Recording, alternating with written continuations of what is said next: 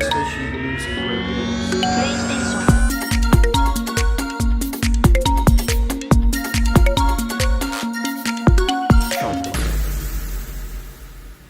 Hello and good day to you, my beautiful podcast listener friends. I do hope you're well. Welcome to Cross Button VR, our brand spanking new podcast dedicated to all things PlayStation VR2. The first and only, well, that we're aware of, podcast dedicated to PlayStation VR2 in the UK. The OG, if you will. And I will. We are part of the Cross Players, so if you enjoy what you hear, please do check out our other podcasts. There are many of them to suit all tastes. And if you would like to support us, please do give this podcast a sub on whatever service you're using. Follow us on Twitter. Follow at the Cross Players or at crossbuttonvr. And yeah, please do check out thecrossplayers.com for links to all of our content and our Discord. And if you really do like us, you can check out our Patreon at patreon.com/thecrossplayers. Contribute as little as £2 a month. Help us produce the show and gain entry to our lovely WhatsApp group where we have lots of fun all the time. We aim to put these VR episodes out, well, as often as feels right. We'll see how it goes. We'll see how much Sony support PlayStation VR2 and how much games there are to play. But hopefully around every month or so, maybe more frequent. Let's see. But joining me for this very special occasion are two of the biggest noobs in VR gaming. We honestly spared no expense in finding experts here to help talk to you about VR. So first up, fresh from my Gran Turismo 7 leaderboards, it's Ben. Seriously though, Ben, how are you so good at Gran Turismo 7? Wow, that's quite an intro. I wasn't expecting a compliment. I'm not used to this sort of thing. Well, it's more annoyingly good. Like, what's wrong with you? Like, seriously, do you not have anything better to do than go through every single one and just try and beat me? just out systematically bringing you down. That is exactly, why yes. that brings me great joy in life. It is just that. Some people like Dark Souls. My version of Dark Souls is just sitting there for 4 hours trying to beat your time on something. That's it. You are my Dark Souls, Lauren. Thank you. And our other co-host is one I'm quite proud of. It's quite the get, actually, because anyone that will know him, any regular listeners to the Cross Players network will recognise him straight away as the host of, so I can't even remember the name, some Xbox podcast that we do occasionally. Shocking. I don't know. He is the Green Team's chief Xbot himself. We don't need Half-Life Alex. We've got our own Alex. Alex, how are you? I'm very well, thank you very much. I mean, I'm now the blue team, clearly. Excellent. Set the colours to go. But yes, I'm doing well. I'm excited, or buzzing, as I like to say. Good. How do your fellow Xbox co-hosts feel about you joining us tonight? I thought you were just going to ask how they feel about me, and I don't know how they feel about me, but well, they're here tonight. One of them's just left, so that probably tells you. Yeah, that says it all. Yeah. Down one. Mm. And here we thought Laurie was going to be the turncoat. No. Yep. Oh well. No, well that's it. I get a lot of grief from other co-hosts of PlayStation podcasts for my fondness for the Xbox. I occasionally dabble in the Xbox, I've got to say. It's very good. But not as good as the PlayStation, especially the PlayStation VR2, which comes out very, very soon. So I'd like to start off this podcast, our very first episode, just to ask you both, why is it that you're there on day one of the PlayStation VR2? What is it that's making you want to put down 600 odd pounds to strap tiny little screens to your eyeballs so that you just have to go into some sort of dystopian future where you close off all of your family and friends and children, just shut away the outside world to sit there and stare at robot dinosaurs trying to destroy you? Please tell me. I'm not sure I do now. You think you've put me off? I've got buyer's remorse before it's even turned up. For me, okay, so this was a bit of a whim, to be honest. I've not ever really been that. Whim. I've not ever really been in. Yeah, well, kind of. So I've not been interested in VR particularly. never really thought it would take off in any big way. Just not something I ever really considered buying for myself. And then I think there was an element of listening to you guys talk about it, and then like seeing some of the coverage, particularly around GT7. I think it was Ryan McCaffrey on an IGN video when he had some time with it. Yeah. And then just seeing the footage and thinking, oh, hang on. So this game that I already love can be cranked up to 11 because I can literally look around and see cars, zooming past me. And it just, that's when it kind of clicked. Like, actually, this is a way to take that experience to another level. And then I just thought, okay, but how can I actually justify shelling out that ridiculous amount of money? And decided the only way I could be at peace with that decision would be if I sold a load of gaming tat that I wasn't using. So I've managed to fund it by getting rid of a load of stuff, and that has eased the guilt of spending so much money on something that's, fundamentally just a massive luxury and quite an expensive one at that. So yeah, So it's fundamentally going to make you feel sick. So that's me. So I kind of made my peace with that decision, and yeah, there's an element of like excitement obviously around it because, well, I mean, that's why we're here, right? It's exciting. It's kind of got that. I've got that same feeling I had when I first got a Sega Saturn. It's like, I'm not sure this is going to be successful, but it looks quite cool. We say the Dreamcast. And I just, same with the Dreamcast. But I just thought, I'm so interested to just find out what it's all about and just get really caught up in the crazy stuff that you can do with it. So yeah, that's it for me. Just a massive nerd who happened to raise enough money. I know the to buy video. I also saw the video of Ryan McCaffrey from IGN, and people should check that out because it's a really good video. If you watch someone who, I think he said he pre-ordered it, but he didn't he didn't know what to expect, and he came out and you could see how blown away. Yeah, and he's a real car enthusiast. So he was really excited and just a huge grin on his face just talking about it. And that video was definitely, I want that, and that sold me on getting GT7 that video. So yeah, there you go. We should get him on the show. We've given him a shout out twice now. Yeah. But Alex, I'm sure you can. Got some bit in the Xbox world. Yeah, got some Xbox contacts in there. Give him a little phone, it'll be fine. Absolutely fine. Good. Well, next week we'll get him on. I think for me, not quite slightly different. This hasn't been as much of a whim for me. I wanted to be day one on PSVR, like PSVR. VR for me was one of those things that I always fancied. It was like, yeah, this is cool. This is what I want to try. This is what I want to do. And then I don't know if you guys remember, but when they launched PSVR, they did like road shows around the country. So it's like before it came out, you can come and try it, book in your slot, come and get like half an hour to play one game or whatever it was. And I tried it and I cancelled it. I'm like, it's just not there yet. It's not what I want it to be. It's not the quality I want it to be. It's not the experience I want it to be. And I never ever touched a PSVR again. I've never had a VR headset on my head since that experience. Wow. And I'm like, I think everything I've seen about PSVR2 is what I wanted PSVR1 to be. I love it. Just probably not the reaction I was hoping for from that roadshow event. No, but it was not very often I cancel something. Like it's not very often I take the sensible decision and don't order something. I think you know that fairly well.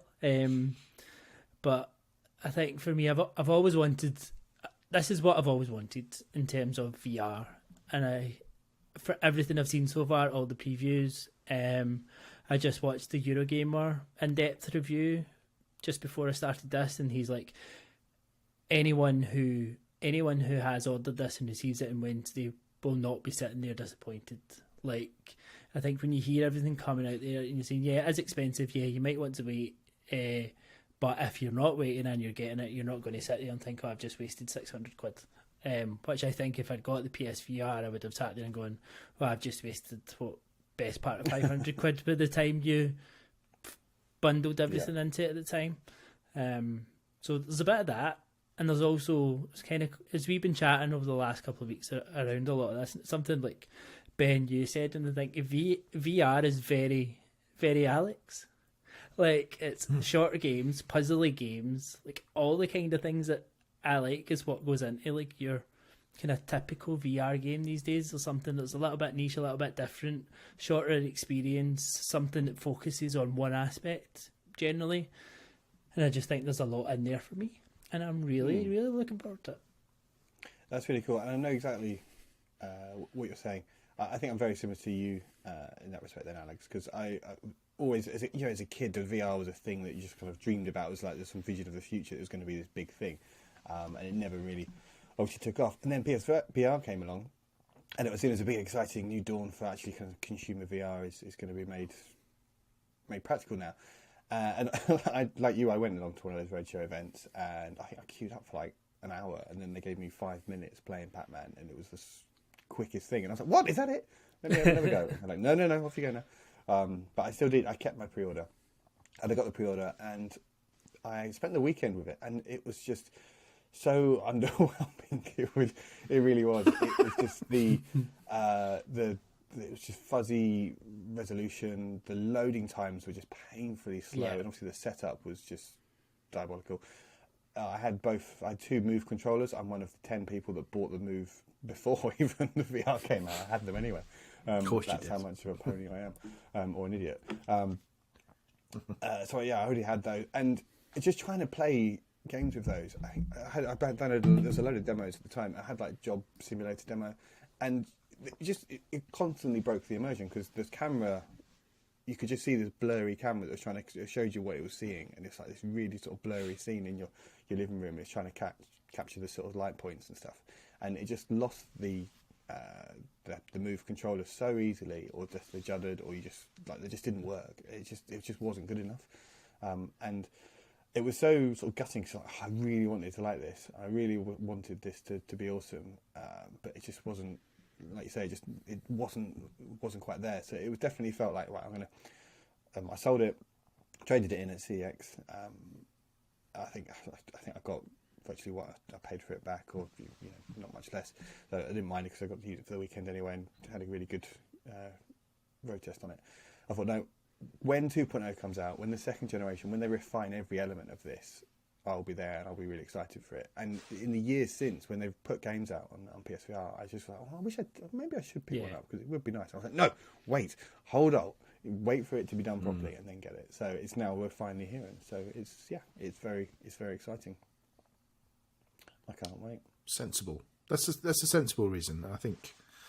Yeah, it's reassuring. Someone as sensible as you, Laurie, is willing to go pay for this thing. That makes me feel like, okay, I've got Laurie's backing here. I should be good. For me, like games, God, I don't know, Alex loving here, but I also like shorter game experiences, games that do something sort of novel and interesting and new. And a lot of the early reviews and early impressions for PSVR2, I say this is that leap you have from going from like SNES to Mario 64 for the first time, and you see that kind of, whoa, this is different now, this is something new. And PlayStation 5 is brilliant, and I loved getting the PS4 to get PS5 and everything just being so much slicker, but there was nothing new about it. Like I was playing Assassin's Creed Valhalla on the PS4, and then when the PS5 came out, it just upgraded, and it was like, oh, now it's in 60 frames per second, nice. But it's still the same game. Whereas with this, it's now opening up experiences that are new to me and things I haven't seen. And like seeing the coverage of like Astrobot on the original headset, thinking I really want to have a go at that, because that seems like such a cool way to interact with a game, inventive, creative, new ways of doing things. And a lot of the VR stuff that was on PSVR 1 has that, and will now be doing that on PSVR 2, but doing it in a really slick package, which isn't just a nightmare to try and use. So yeah, I'm very excited. I'm just looking forward to lots of new things on it. It's a good point, and I think that maybe there's an element of I've said this to you guys before, that my thing is like always wanting that next kind of wow moment, so I deliberately deprive myself of watching or learning too much about something, because I always want that next, like, Breath of the Wild, Great Plateau, whatever it is, that kind of wow, games are amazing. And I feel like this is going to be that, because I've had about 5 minutes experience of ever using VR, and that was at EGX last year, and that's the only time I've ever put a VR headset on.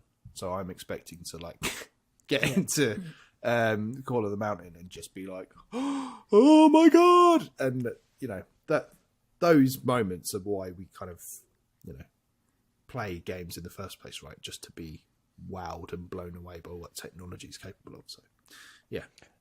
And do you remember when you got your PlayStation 5 and the playing Astro's Playroom, and just the way it gives you that stupid grin on your face? It's like, this is so silly and clever and fun and inventive, and just because it's given me something new that I've not seen before, and it just seems like it's going to be that times 100. It just makes me a little bit gutted that we're not going to get that here. I'm still until we get to Wednesday and that headset is here and I'm loading it up on the PS5. I still not believe that there's not going to be an Astro. I'm not willing to accept it yet. It's just, it should be there. It should be there. You're of the saying, I bet it's a secret thing. It's going to be on there, and they've just told all the early reviewers to not mention that and stuff. If that's true, it's the best kept secret. Fair play to them, but I think they would have. I don't know why they keep it a secret, because it's a great system seller experience, and they would have sold more pre-orders. Even if it was a little free upgrade to Rescue Mission, and they just happen to have it. I'm like, please. Yeah. Yeah. Well, there would definitely be an Astro Bot at some point. Well, definitely. It feels like it should be there at launch. We'll keep this the first episode of this new podcast positive, but maybe we can talk about some of our kind of worries and concerns for it. But for me, that is just very briefly, it's that will Sony support it, and that's what everyone's saying, right? That's what we need to see, right? What's that pipeline of games, which is a nice segue, I suppose, to just talk about what games are you most excited about on day one. Now, obviously, there's the big one, the flagship show title of Horizon. I think Alex and I have both got the Horizon bundle. Ben, have you as well? Yeah, no, I've got it as well. Yeah. Okay, so we're all going to have Horizon on day one. So that's obviously the technical showpiece, right? Yeah, we're all going to be practicing our bow and arrow skills. I think everything I've seen of that, I think it looks incredible. Maybe some of the reviews haven't been not overly positive. Is not the right thing to say, because they have all been positive. I just don't think it's maybe been as much of a pinnacle as people expected. I think it seems to be a bit more of a climbing simulator than anything else, but that's fine. I mean, I think it is there to be this kind of technical showcase. That is what it's intended to be. I think they maybe just focused a little too heavily in the climbing stuff than the combat, and where like it seems to excel. But I still think you go into that game and you're like, wow, that's going to have that wow moment, Ben, that you're talking about. It's going to be there. Exactly. That's the first one to. Exactly. You put that on and you're just like, right, wow me. Just show me the good stuff. Show me all the little tricks. Show me the haptic feedback in the headset, whatever it might be. All that stuff. It's got it all piled into this game, and it does. It sounds like we're criticizing it when you say like it's like a technical kind of showcase, but it is kind of that in a way. I don't think I certainly wasn't expecting it to be, Forbidden West Part 2 or anything. No. I was expecting it to be this like tech demo of, this is what it can do, and it just happens to be set in this amazing world. So yeah, I'm looking forward to experiencing it, but I'm certainly not expecting it to be the next. It's almost like linked crossbow training, but in like this amazing VR. Yeah, like realistic. Yeah, exactly. And I don't. That's what they should release. Yeah. Well, yeah, I'm surprised we didn't get that on the Labo VR. That's my other experience with VR, actually, is Labo VR. So compared to that's true. Yeah. I lied. I have done Labo. If it's not a generational leap compared to that, then there's something concerning going on. God.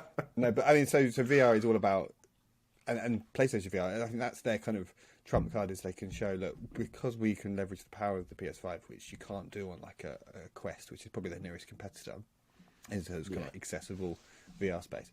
The sort of Quest 2 headsets, but because they can leverage the power of the PS5, they can show you this these vistas and this sense of scale, and looking up at a tall neck looming over you and stuff, and these kind of massive worlds that just really transport you to the places.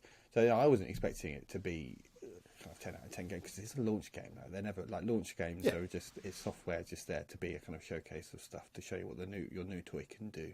Over the next year, it's the better games will follow, and that's if that's surprising to you, then you obviously haven't been around enough sort of console launches and stuff. That's kind of always the way. You've never played 1-2 Switch, if that's yeah, exactly. It's the 1-2 Switch of the lineup. No, it's got better reviews than 1-2 Switch, thankfully. Yeah, and people are saying, "Oh, it's a bit. The story's a bit kind of impenetrable and stuff." And Ben, you'll probably like it, because like me, I'm like a total. Then they're talking about the Shadow Kaja and the Nora and the Sundan and the Red Raids. I'm like, I'm lapping this shit up. I love all that really nonsense lore that the Horizon tribes have, which is apparently important to this experience. So, you're Alex. You Horizon? You've not played the games, have you? I played maybe an hour of the first one. Got bored. That's not going to help. But so I'm getting into it fairly new, but to the same extent, I know I'm going to be missing some of the lore and missing some of that, but I don't feel like it's going to matter too much. I think I'll still get enough from this. It might actually make me go and play Horizon and Forbidden West eventually. Yeah, I mean, if you've got spare 60 hours before Wednesday, then quickly try and squeeze me. No, it'll definitely be afterward, Laurie. So that's obviously the main game, and then also the other big kind of exclusive that only PlayStation VR2 is going to have in the VR space is Gran Turismo 7, which we've all not got. Alex is a bit more invested than some of us. Alex, if you'd like to tell everyone, pick up and play. I mean, if I'm going to do it, I'm going to do it right. So we've got the headset coming. I mean, I've not been making the same mistake as you guys. You've been like, oh, let's play Gran Turismo, let's fight those leaderboards. Like, no, I'm waiting. I'm going to experience it. I'm going to do it in VR. But I'm going to do it in VR with my steering wheel and my pedals, and I've now ordered the stand for them to connect to. And I'm like, I'm going to do it right. Yeah, so Sean, one of our patrons, Sean, recommended one stand on Twitter. So I've ordered that. And I'm like, yeah, why not? I'm all in. Dedication. Amazing. This for a game that you hated and sold to me only 2 months ago. You absolute nutter. Let's just gloss over that. Power of VR, people. It is the power of VR. Playing the game, he went all in, all deep. I'm just hoping there's another racing game that comes later that's better. It's not even unlocked. Wipeout. He's just going to be there going around at like 60 miles per hour in the old 60s. In a Mazda Demio. Amazing. Yeah, I'm very jealous of. But Ben's the only one that I think you've unlocked a supercar, haven't you, that you can go around actually with some impressive. I have. I drove a Formula One car last night for the first time. Get a trophy for that, don't you? I did get a trophy for it, yeah. Nice. Yep. But again, though, so back to the power of VR, just that experience, because you could never do that. And it's, I mean, we're teasing Alex here, but having it as the proper rig setup with the headset on, at this level of, sort of graphical fidelity and 120 frames per second, it's going to be so mind blowing. Like you'll never get to drive an F1 car around all these tracks in real life. So it's just as a kind of wish fulfillment thing. And I really just hope Sony do more of that and stuff. I wish with VR, Sony have got Sony Pictures and Sony Music. Why didn't they just have someone with a VR camera on the side of the stage during some of their musicians, like headline, when they're doing like big shows, big arena tours and stuff? Put someone on stage with a VR camera and let us be there next to them and stuff. Or sporting matches, put us in the manager's box next to the managers shouting in the dugout and stuff. It's just, there's so many cool things you can do like that people would pay serious money for that, and I don't know why that's not happened yet. Anyway, I'm sure we could have, and I'm sure we will have several episodes where we're thinking, what more could they do with this? Yeah, because not definitely. only what, like you said, I've only really thought about it in terms of games, and I said just while you were talking about driving games, putting a Wipeout game on this would be incredible, even if it's just a mega collection, bringing that up to date. But yeah, experiences beyond games as well.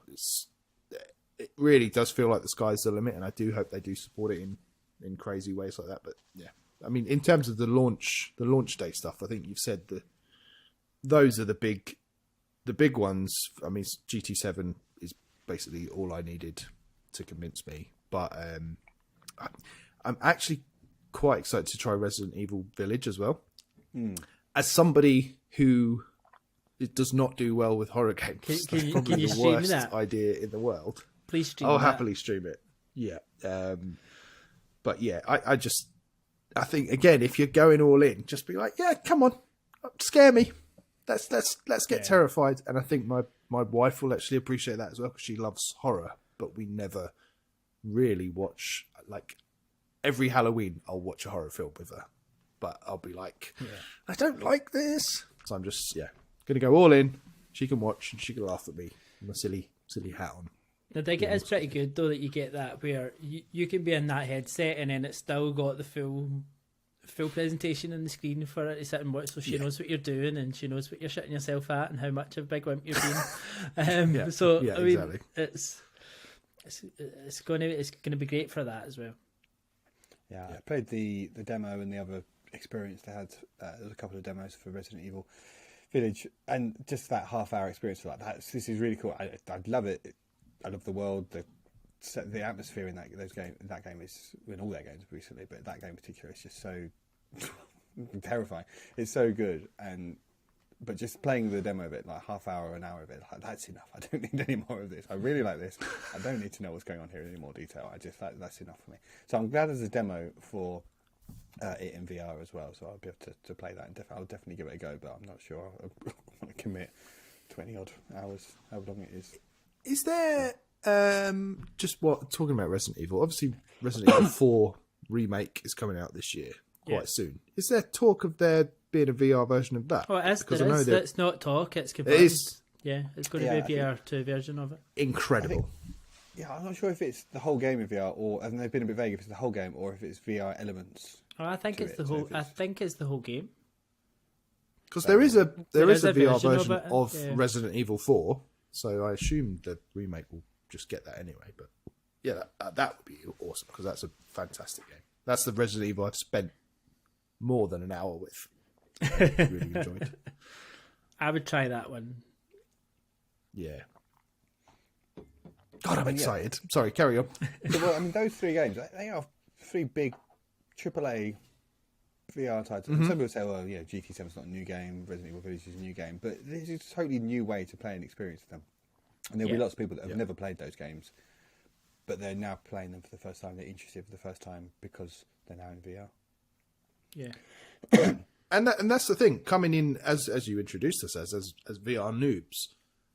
All of these, so a lot of the review coverage has been a little bit down on the launch lineup. But for us, it's like, I've never played any of these games. Yeah. Like, I was listening to like Paris Lilly on Kind of Funny. He the other two hosts were a bit like, yeah, it's a 3 out of 5, and he was like, no, it's a definite 4 out of 5 for me, because I've never played VR before. Like, and this is an incredible experience, and these games are all fantastic. And he singled out Tentacular as like one of his favourite games now. So there's going to be loads, all this stuff that they're bringing out for, just rehashes of, the PS VR games are going to be brand new to us. So I'm good with it.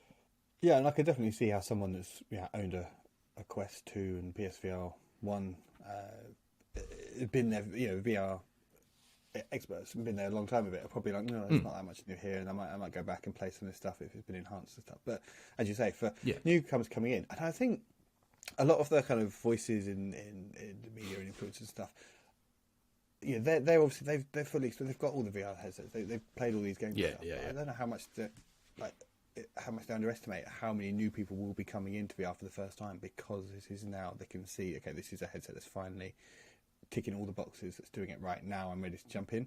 I just think there's going to be so many people that have been waiting to jump in, and it's probably now only the price that's holding them back. The headset's there. There's loads of games there on day one, 40 odd. It keeps going up and up every day. It keeps more and more keep getting added.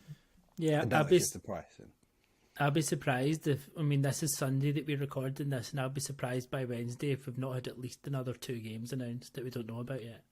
Oh yeah, for sure. Yeah, sure. Yeah, they seem to be every other day at the moment. They're dropping something, and we've been lucky enough to get some review codes as well for some of them. So we'll be giving them a bit of coverage as well. But what were your guys' thoughts on like any of the other sort of smaller games or the upgraded games? Any that tickle your fancy?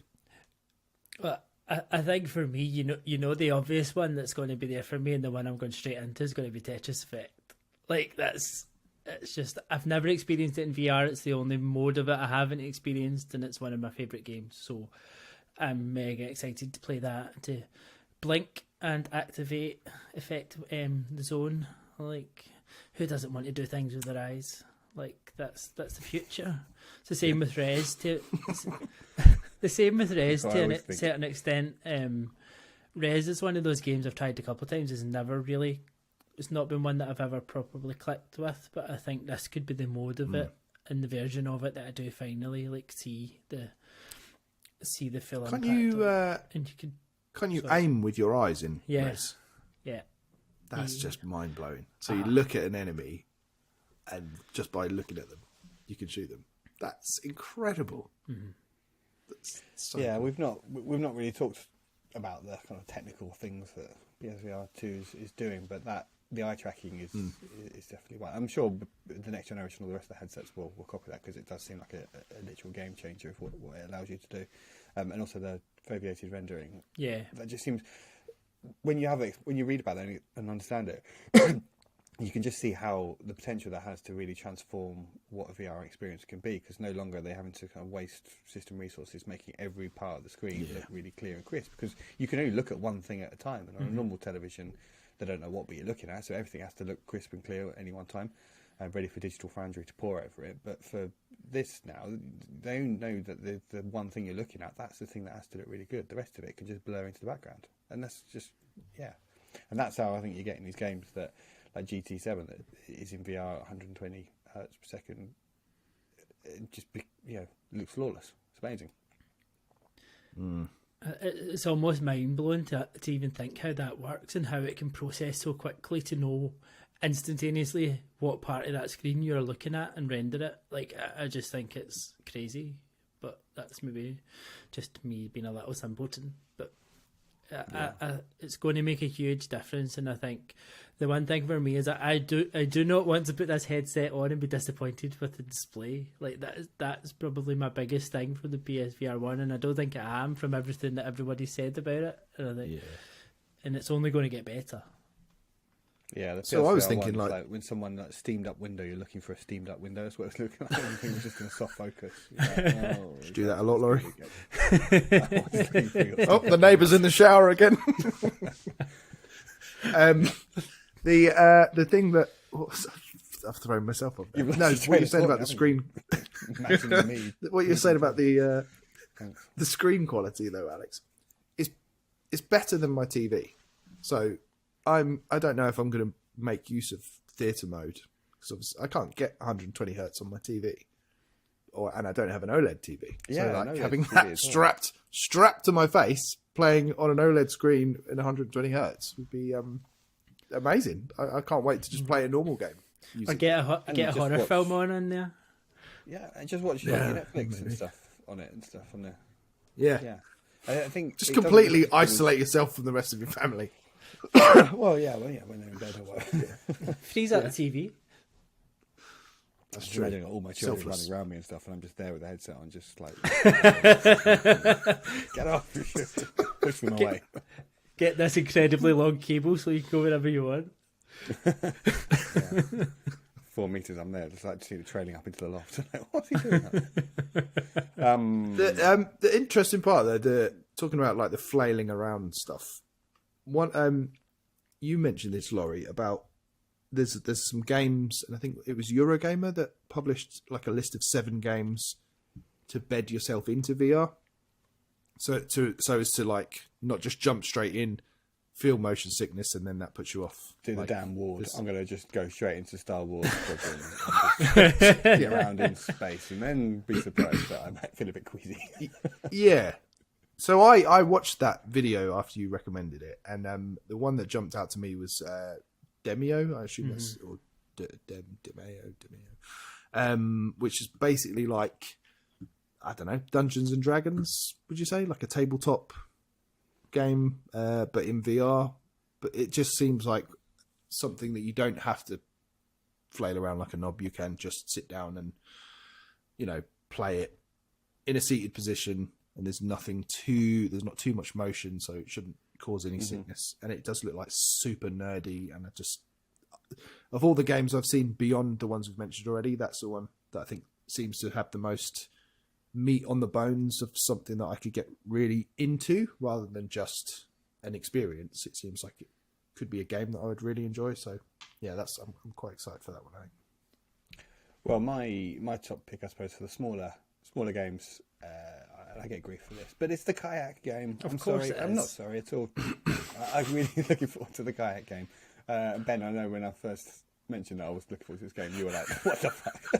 Shut up. You can't really be serious, are they? But I think it looks, just that photorealism, to put the headset on and just be in a sort of photorealistic environment, being able to kayak around, and the sensation, if you put your hand in the water, you can feel it, and you can, I'm sure I'll get to the games, and I'll enjoy the games, and I love them, but it's these new experiences that will just make me smile and laugh and just see something new. That's what I'm really looking forward to doing. And I like the fact that I can see it just, even if I just drop in for 10 minutes, and even if it's a novelty, that's great. That's what I'm looking for. I just want to see some fun shit. It looks cool. You'll be on Crossbutton, and Dan will be like, "What have you played this week, Laurie?" I just floated around for a bit. Not really played anything. Just touched some what did you water. do? I saw a penguin. That was good. Yeah. I saw the penguins, and I was well. That's because they're terrible. But I saw the penguins just sitting there going, "I wonder if I can hit that with my oar." It's like that Mario 64 mod. But I was watching, not to mention Eurogamer again. We have mentioned Eurogamer quite a lot. There are other websites out there, but as well, don't worry. Yeah, but so Ian there was doing his review, and he said like Kayak VR Mirage is one of the best looking games he's ever seen. Not VR game, like in terms of presentation, he says it's one of the best games he has ever seen in terms of how it looks. You mother. If you make me get this game, that's going to be like I'm partial to a 180. Don't get me wrong, but I think that would be the hardest 180 I've ever pulled. That's going to be a tough pill to swallow, isn't it? Then I know. It'd just be like, I don't think I'd be able to tell you.